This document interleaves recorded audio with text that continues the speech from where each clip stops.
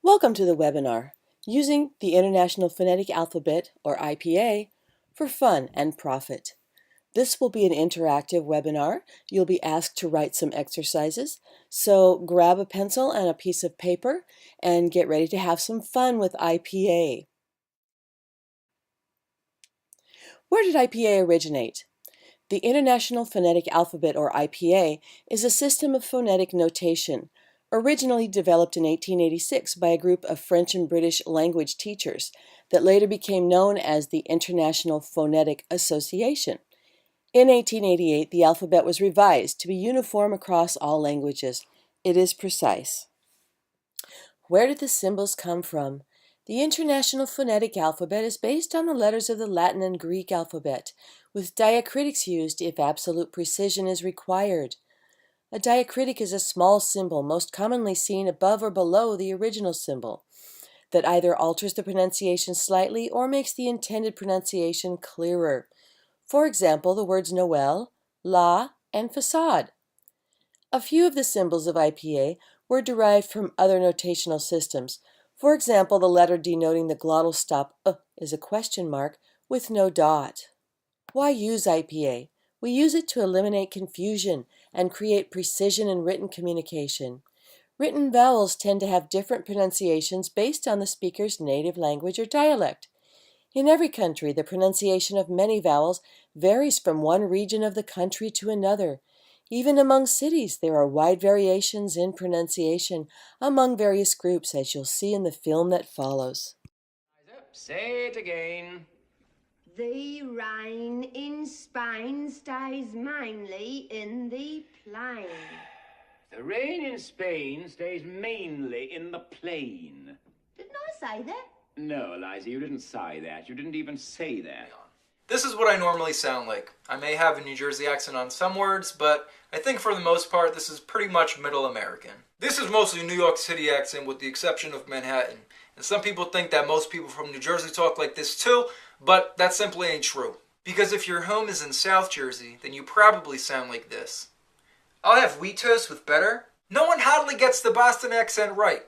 Pardon me, but we're not from New York, people. You know, it really grinds my gears when I hear people trying to do a southern accent. Y'all think we all sound like this guy. What you mean, this guy? What this guy ever do? This is one of my favorites. Apparently, when polled, a good portion of people voted the Midwestern accent to sound the most pleasant. I don't want to toot my own horn here, but I agree. I'm not sure about this guy, but I'm Navajo, and I think we have the best accent. What's up, it's your girl Sean. No, just because I talk like this don't necessarily mean I'm African American. Yes, I did grow up in the city, which is 70% African American, 25% Hispanic, but I do fall into that 5% of other. You ain't born with your accent, and therefore race cannot determine it. It's learned. Believe that. Hello, and welcome to the United States of the 1940s. You know, when gas used to be 20 cents a gallon. What? How much is it in the future? Yeah, see, I'm gonna whack this guy, see? What, does that mean something different in the future? Bagels, eh? Sorry, this project I'm working on is preventing me from going on a boat. Orale, vato, come here. What you waiting for, man? Come on, I've been waiting forever. Me don't think me can do a Jamaican accent, but for you, me go and try. Not sure if I can do Irish either, but it was a popular request, so I'll try it out. Right, so most people that do an English accent tend to exaggerate it, and it ends up sounding like, Hear ye, hear ye! I am fully aware that no one speaks like this in England. And yes, contrary to popular belief, I, along with many other educated Americans, can point to England on a map. Right then, yeah, this accent always reminds me of Dick Van Dyke in Mary Poppins. I've not met one American person that can do an Aussie accent. Most likely this one included. Is it time to go yet? No, really, I am starved. I have not eaten since this morning. I know, right? This guy's taking forever. Hello, my English is not very good. Let me get my friend for you. Ciao, ciao, what can I help you find? You not looking for nothing? Hey, what are you calling me over here for? He's always so hot-headed. I tell him to relax, but he doesn't listen to me. Hoy, enough fighting, huh? Don't fight. I not go my gas. I don't know how I sound to speak English. 我会说一点英语，可是我不说得很好。This Chinese accent sounds like a pizza chow. This Canto accent. Hi, I would like to say this is my Japanese accent. Thank you. Don't buy that shampoo. It's for thin hair. You have a very thick hair. Honey, how your mom? Tell her I say hi. How she do? Okay, talk to you later. After this video, let's get something to eat. Chicken finger fat cut from Grease Trucks, how about that? But no, how about you just come to my house and my wife will cook you some samosa chop? Hey, what about me? Both of you always forget about One is rather relieved that one does not have to reside in an area where one is subjected to gang culture. Yes, in those areas, the underclass youth run wild. Hey, who you calling underclass, blood? Come say that to my face, fam. What are you doing here? This is not your accent. Security. Hey, blood, get off me, man. Hey, watch. Me and my man will come to your mansion and rob all your 17th century paintings, fam. Right, that's it. I've had just about enough of you lot, right? First you start making crop circles in my field. Then you start abducting my cows and my chickens. And then you take my tractor away from me. And then you abduct me. This ain't on. I'm not having it. There must be some kind of intergalactic law against this kind of stuff. Doctor, please. I need your help. I can't remember nothing. I can't remember my name. I can't remember my family. I can't remember where I live. I know that I live somewhere in northern England, but I can't quite remember what part. You've got to help me, Doc. So I'm very passionate about penguins and that, and so I decided, to help them, because the environment and the polar ice caps are melting and that, and so I thought maybe if I dress up as a penguin and try and collect some money, I could save them and that. Hello people, today I'm going to be showing you how to make a great British classic, the Yorkshire pudding. Now firstly, you have to go down to the local supermarket and purchase some frozen ready-made Yorkshires. Then you put them in oven, turn a few knobs and wait patiently, and before you know it, they're ready for your Sunday roast. A few wee kids don't eat your vegetables. The green giant will come round your house and stamp on all your toys. That's right, little Jimmy. People tend to think I'm crazy because I'm the only Welsh National Party supporter in the village. But I'm telling you, they won't be laughing for long when Wales does get their independence. Neither will England or Scotland or the whole of the UK. In fact, after the upcoming Welsh Revolution, the British Isles will be renamed the United Kingdom of Great Wales and Northern Wales. Right, listen to me. I'm really losing my patience with you lot. Right, firstly, I can't even understand you. And secondly, I've told you lot 800 times. My customer reference number is 2859. And I am one angry customer. You know what I'd love? To have my own personalised Irish GPS system. One that talks to me like I can understand it. At the next set of traffic lights, turn right. Continue for 3,000 miles. Then turn left. It'll also come with special features. Attention, the Gardaí is in pursuit. Pull over to give yourself down for coming on 10 years now. And I'm telling you, there's some crazy stuff here. I don't know why they consider this place a quiet southern town. I've had run-ins with vampires, cannibal rednecks, crazy men with chainsaws. I'm telling you, I can't wait to causing an obstruction in the road. Over. Ladies and gentlemen, I present to you a proud moment in the history of scientific development. We have successfully genetically engineered a chimpanzee to calculate the square root of a banana. What is this nonsense? Oh, Father, there was a chicken in the road.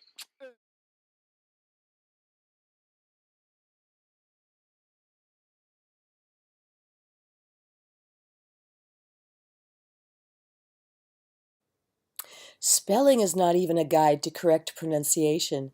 Even within the same language, words with similar spellings are pronounced completely differently. Try speaking these words with similar spellings. Corpse, core. Daughter, laughter. Horse, worse. The wind blows, but I don't mind. Busy, dizzy. Blood, flood, food. A tear in the eye, but a tear in the shirt. Wounded, rounded. Heart, beard, herd. Break, stake, bleak, streak. Tomb, bomb, comb. Finger, singer, ginger, linger. How does anyone ever learn English? It's so complicated. So how is IPA precise? The symbols of IPA represent the sounds of any language in a way that is not dependent on the pronunciation of any particular language. An IPA symbol always has the same sound, regardless of who is speaking. It does not have more than one pronunciation. A specific vowel sound is represented by a specific symbol, regardless of the word's conventional spelling. The International Phonetic Alphabet is the only way to represent spoken sounds with written symbols in a way that that word is spoken in the same manner, regardless of the speaker's origin. Why is it important to be precise? Alterations in pronunciation are achieved by adjustments of the tongue, lips, soft palate, and jaw. Each of these adjustments creates a resulting shift in the vowel-formant frequency relationships. This matters greatly in training voices. If we want a specific result in training, we need to be specific about vowel pronunciation. And another reason, it's just easier. It's much easier to simply write the correct symbol for a sound than to try to explain an incorrectly written symbol. It's much easier to simply write the symbol for than it is to explain an incorrect representation. For example, explaining that you mean the in book for gug exercise is going to be misinterpreted by your reader as goog rather than goog. For readers who prefer to refer to those things that people used to read that were printed on paper with hard covers as a book. And my all-time personal favorite, it's far easier to learn to write the symbol for a than it is to write og or something else even more confusing and just expect your reader to understand what you mean. Don't confuse your readers. It's also more respectful. With written communication, it is more respectful to use a commonly accepted form of communication than to make up your own and expect your reader to conform to that. Where is IPA the commonly accepted form of written communication? Many students in all countries learn IPA beginning in grade school. They are comfortable with it. They're taught other languages with IPA. Communicating with your overseas clients is much easier if you have a common written language to represent specific sounds. That language is IPA. When you use incorrect symbols, you confuse them and appear less than brilliant. In academia, IPA is the accepted means of communication. It is the accepted form of written communication necessary for publishing and for communicating with other music professionals. If you want to be taken seriously as a professional, if you would like to be published, or even to be able to read a scholarly publication and understand it, you need a grasp of IPA. Learn IPA for your own self-improvement. Many dictionaries use IPA, although some do not these days. In order to know how to pronounce an unfamiliar word, it helps you to know IPA. The next time you read an unfamiliar word, look it up and increase your vocabulary. For example, the word panacea is represented this way in IPA. If you understand each symbol, there will be no doubt about how to pronounce this word. Some common reasons for not learning IPA. Many people are not sure how to access the IPA symbols with a word processor. And then I've heard some people say they are unsure of which version of IPA symbols to use. This is not really a problem, as you will see. If you're unsure of which version of IPA to use, there really are not separate versions of IPA, only distinct ways of pronouncing the sounds, each of which is represented by a unique IPA symbol. For example, the word little is represented in IPA as little when spoken correctly, as little when I say it, the West Coast American dialect, but as little when spoken by some of my friends in Connecticut on the East Coast of America. If you're unsure how to access the symbols, there are several ways to create handy access to IPA symbols. You can start by creating a simple Word document with a few basic symbols that you keep in a folder and copy and paste into your writing when needed. That's how I started. Download a PDF from the official International Phonetic Association website at this link. Then convert that PDF to a doc file with Adobe Acrobat, and voila! Or you can copy and paste as many symbols as you need from this wonderful site, IPAtypeIt.org. You just highlight, copy, and paste the symbol you need right onto your document. Make yourself a reference chart like this. However, I believe the main reason IPA is not used more by voice teachers is that many people who didn't take an IPA course in college feel overwhelmed when they look at the entire IPA chart. Here's an unhappy person looking at my IPA chart that's in my book. I can see why. The solution: just start by using a few vowel and consonant sounds that cannot be accurately represented without some kind of explanation. So let's start with 3 basic symbols. Grab a pencil and paper and copy these basic symbols, or quickly go to ipatypeit.org and select the full version. We're going to work with the symbol for a, and This is the American retroflexive R sound made with rounded lips. The R-colored or rhotic vowel is modified in a way that results in a lowering in frequency of the third formant. R-colored vowels, common in American English and particularly emphasized in the southern states, are articulated by compressing the back of the tongue and rounding the lips. The vocal tract is also somewhat constricted.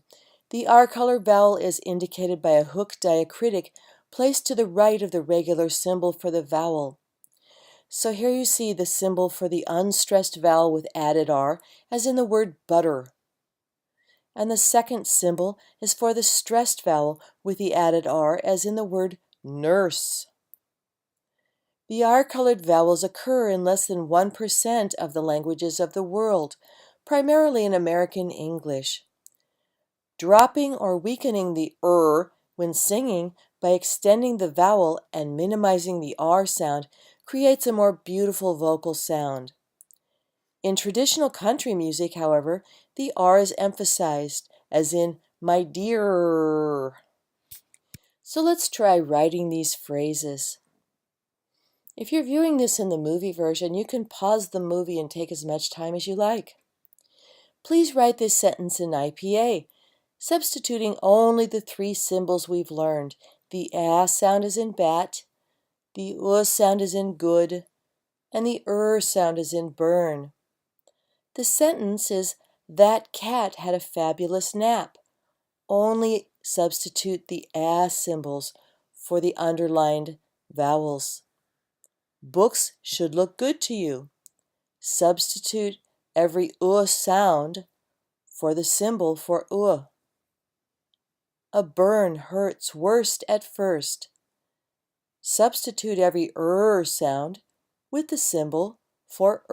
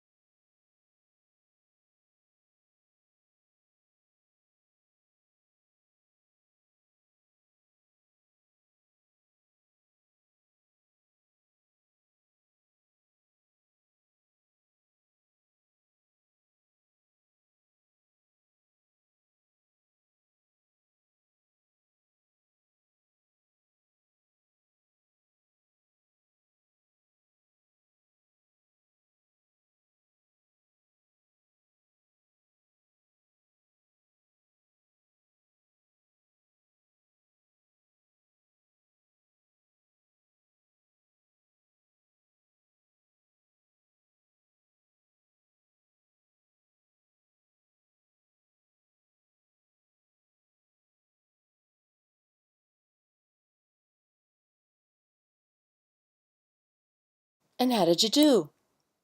This is what your sample should look like. Pause and check your work.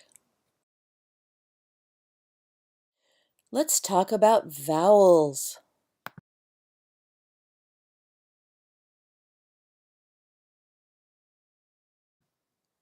Vowels are a tool for training voices.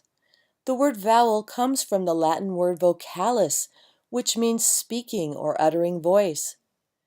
Vowels are created by an open vocal tract as compared to consonants that usually require a constricting or closing of some part of the vocal tract, H being the exception as it is created with an open glottis. How do we shape vowels? The resonators involved in vowel generation are the oral cavity or mouth, the pharynx or throat, and the labial cavity or lips used for rounded vowels. The shape of the oral cavity is affected by movements of the tongue, jaw, lips, and soft palate. And here we see the mouth resonator, with the hard palate right behind the teeth, the soft palate right behind the hard palate, and the uvula hanging down from the soft palate. The tongue and vowel formation. The middle of the tongue forms a relaxed and movable arch that assumes various positions, raising for vowels such as e in the word eat, and lowering for vowels such as ah, as in the word father. In the image that follows, notice the difference in tongue position when the tongue forms the e vowel, assuming its highest and most forward position, and when the tongue forms the ah vowel, where it's at its lowest and most back position. Notice in the upper left-hand corner, the tongue is at its highest and most arched position for the e vowel, and in the lower right-hand corner, the tongue is flat and you have the most resonator space in the mouth, and that would be your ah vowel. The tongue is often called the unruly member. It's sometimes hard to train. The tongue is largely responsible for vowel formation. However, the vowels oo as in goo, as in good, and o as in go also require rounded lips. They are formed further back on the tongue and are known as back rounded vowels.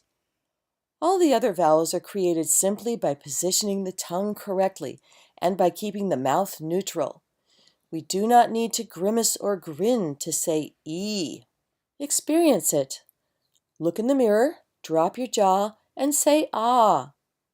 Notice the tongue rests on the bottom of the mouth and is flat. Now say E as in eat. If you can, do this without moving your jaw. Notice how far the tongue has to move up toward the roof of the mouth. It actually touches the upper middle teeth on both sides in order to say the E vowel clearly. Now go back and forth between the two vowels. If your tongue is tense or retracted, you won't be able to accomplish this. Continue creating independence between the jaw and the tongue by going back and forth between ah and e.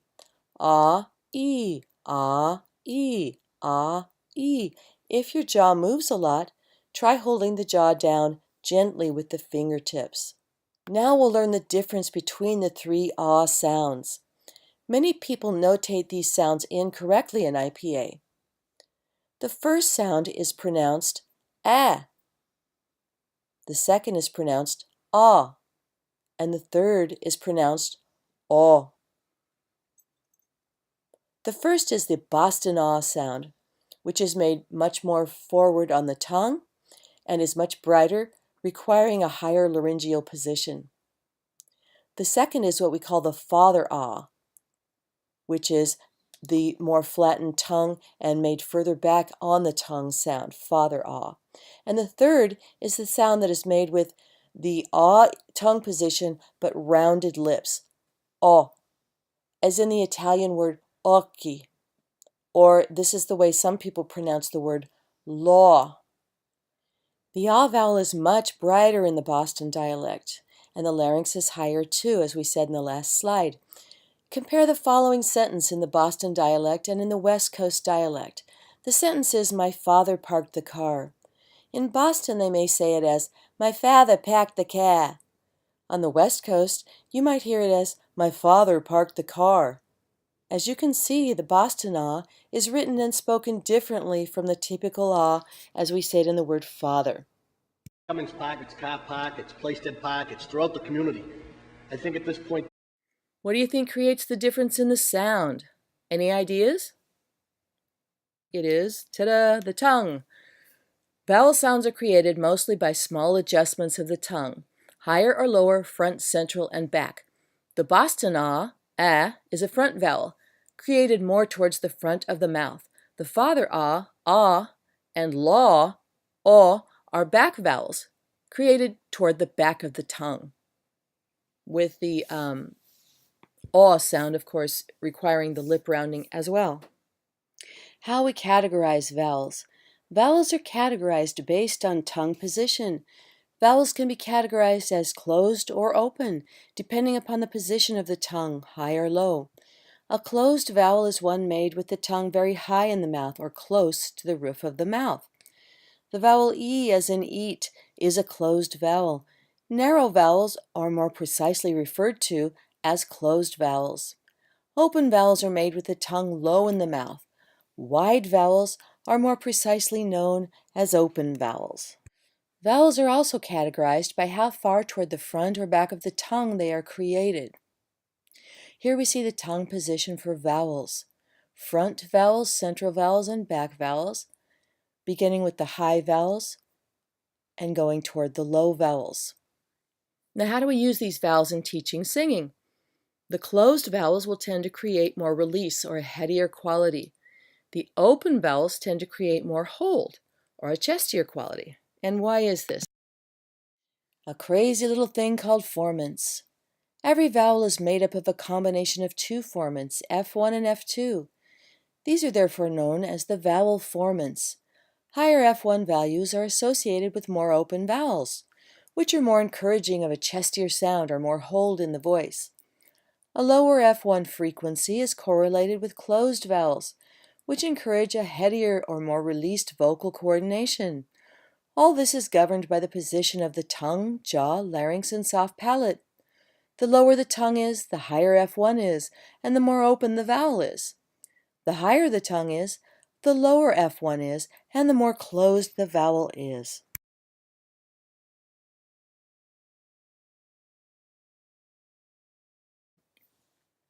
Vowel formants are called fixed formants because the formant frequencies for each vowel occur within specific ranges and remain fairly constant. Each vowel sound has a unique defining fingerprint created by the combination of these frequencies at the first and second formants. We can alter these frequencies by altering or shading the vowel.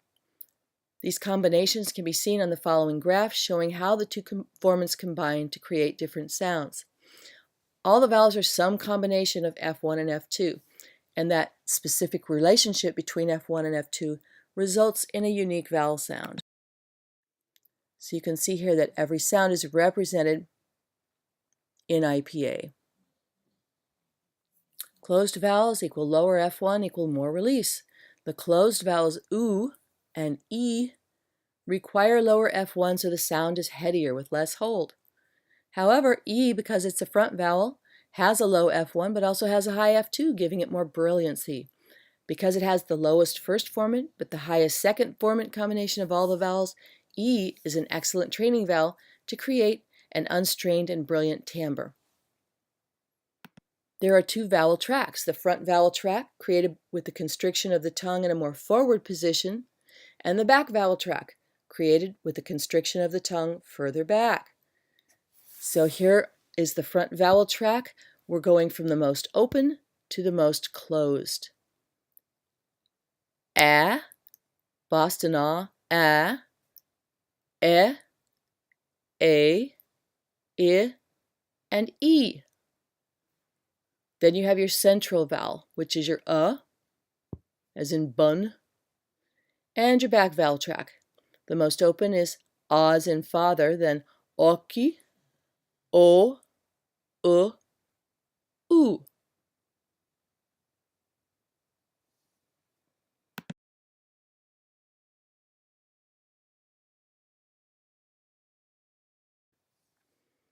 Let's practice some more.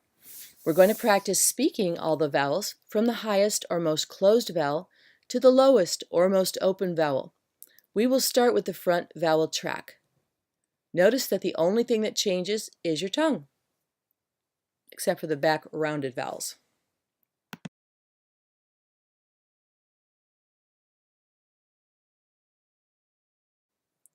Let's speak the front vowels.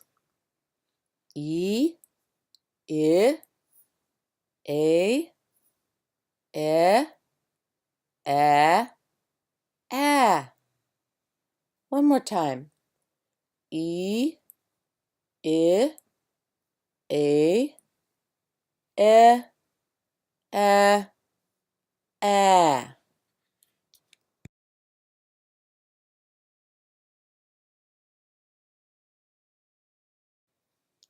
What happened to your tongue?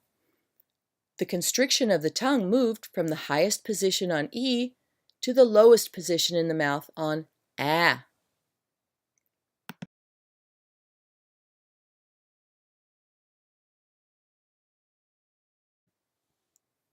Now let's practice writing the front vowels. First, copy them onto your paper or go to typeit.org, IPA type it, and let's write these down. Pause the movie if you need to.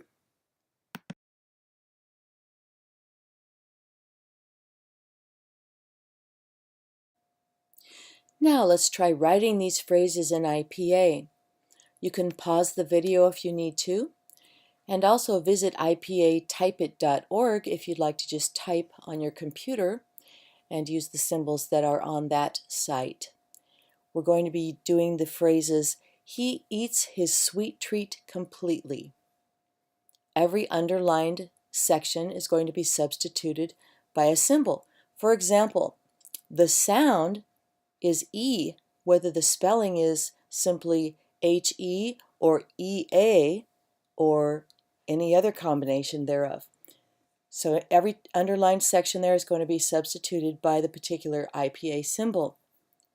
Haters never rate a first date. Remember the difference between the stressed and the unstressed Haters, that's going to be unstressed. Never, that's unstressed. But first is a stressed sound. And the last one's really interesting. There's a slight difference between the Boston ah, which sounds pretty and the actual sound of see if your ear can catch that, but you're going to have to figure out which one of these is actually the Boston ah and which one is just the plain A Boston packed cat, those are the Boston ah sounds, can catch a nasty scratch, those are the sounds. Very close, but not exactly the same.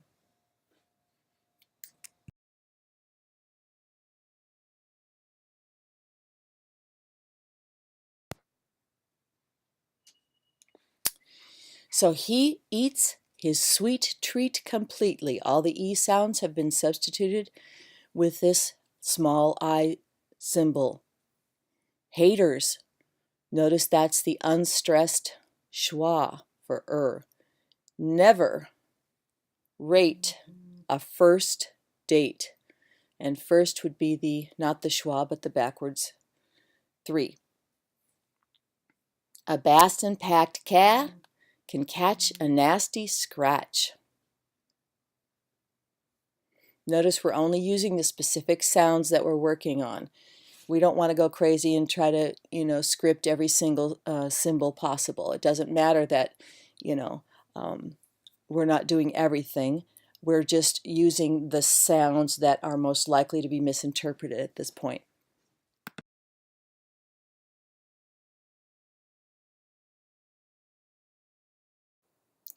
Let's talk about the back vowels. Back vowels are made further back on the tongue, as we've talked about before, and most of the back vowels are also rounded vowels. This means the lips must round to assist in creating the sound. The only back vowel that does not require lip rounding is the ah, as in the word father.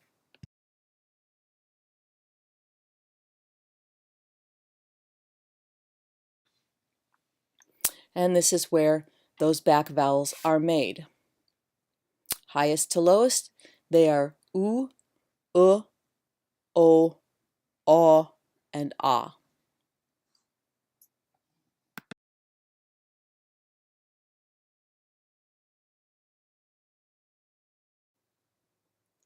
Let's speak the vowels together from high to low. Oo, o, aw, ah, One more time. Ooh, oh, oh, ah.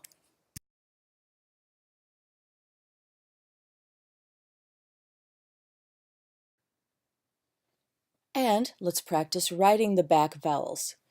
Copy the symbols.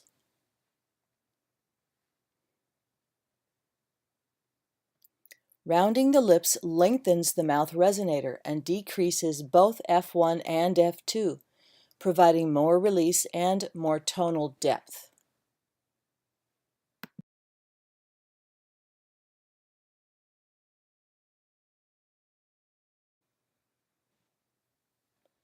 The back vowels also require tongue positions that range from high to low, just like front vowels. The highest back vowel is oo. The back vowel oo and the front vowel e are similar in tongue height, but e is more brilliant than oo. Why? E is a front vowel.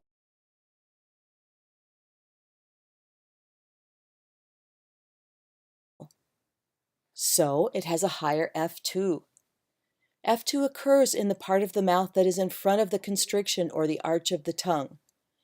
F2 is highest when the tongue is arched and forward, as in the vowel E. F2 is lowest when the tongue is back and the lips are rounded, as in the vowel oo.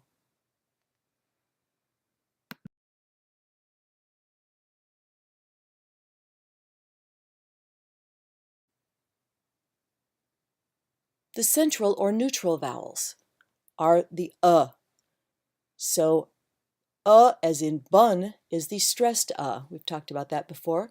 And the schwa, that little upside down E, is the unstressed It's like a pickup in music. These vowels are made in the middle of the mouth with the tongue fairly low.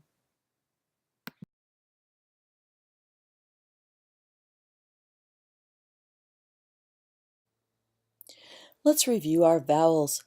Vowels are categorized by tongue height and frontness to backness. The rounded vowels are produced with the lips pursed and protruded. Oo, o, aw, ah. Those are the back vowels. And the unstressed as in butter, and the stressed as in burn. Those are the central vowels. The unrounded vowels involve no pursing or protrusion. E, I, a, those are their front vowels. And then the unstressed schwa, as in about, and the stressed as in undone.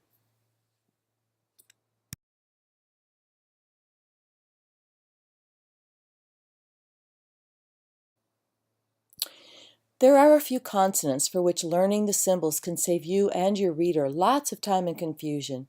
For example, the word azure.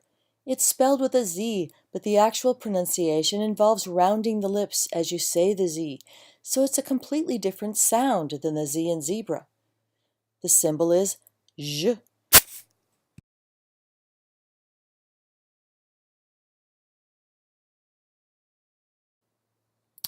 These are the few of the most important consonants.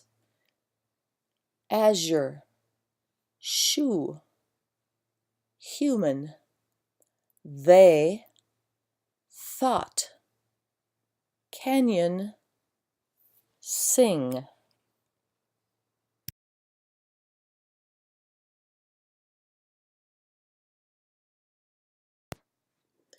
Diphthongs and triphthongs are combinations of vowel sounds that glide with a smooth movement of the tongue from one sound to the next, ending with a more closed vowel.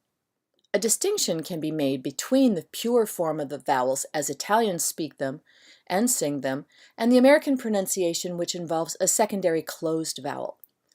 The American pronunciation of the word go, for instance, is actually G plus O plus an oo sound, with a glide from the O to the more lip-rounded oo. Go. Many IPA charts represent the final vowel as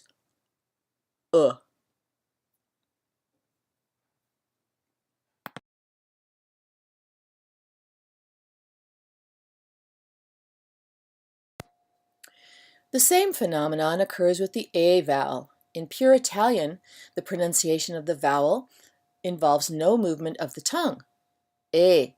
But with the American pronunciation, there is a diphthong involved. When we say day, for example, we say day. There's an A plus an E, day. IPA is written, however, as the A plus the uppercase I, which is an I sound. Now say the word why, and notice the tongue moving from a low and back position with the ah to a higher E position. Why? Why? Notice how the second of the two vowel sounds is more closed. The tongue is closer to the roof of the mouth. Again, the second closed vowel is often represented as I.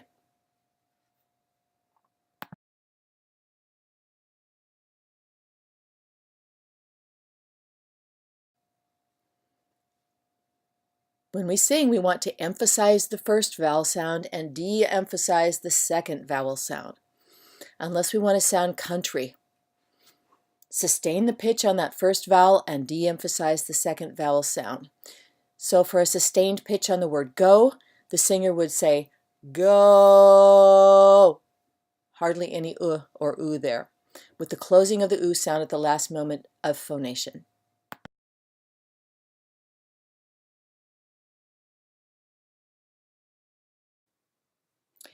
Let's speak these words together, sustaining the first vowel sound. The second is just an afterthought. Later you can try singing them on your own. Let's start with the word go. Go instead of go. Now the word day. Day instead of day. And why. Why instead of why.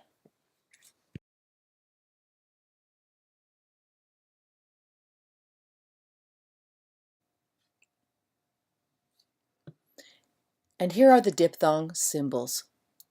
A, I, oi, ow, o.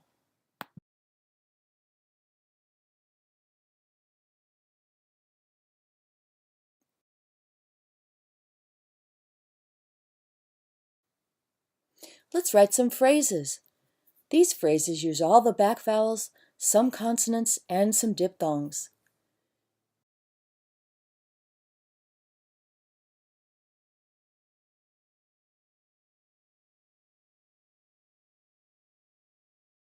The phrases are, June boldly took father's awesome tulips. The azure sky over the canyon was then shot with stars. Thinking about singing should bring joy. Every combination of sounds or every vowel that's underlined should be substituted with the appropriate IPA symbol. Go to the next slide if you're unsure what symbol should be used for which sound, and come back and finish your work.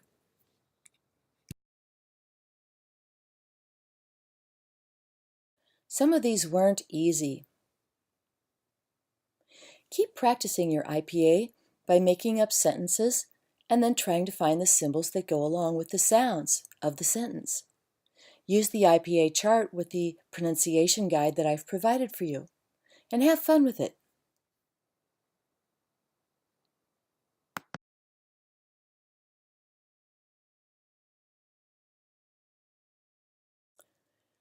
The material in this presentation is from my book, You Can Sing Like a Star, and is copyrighted.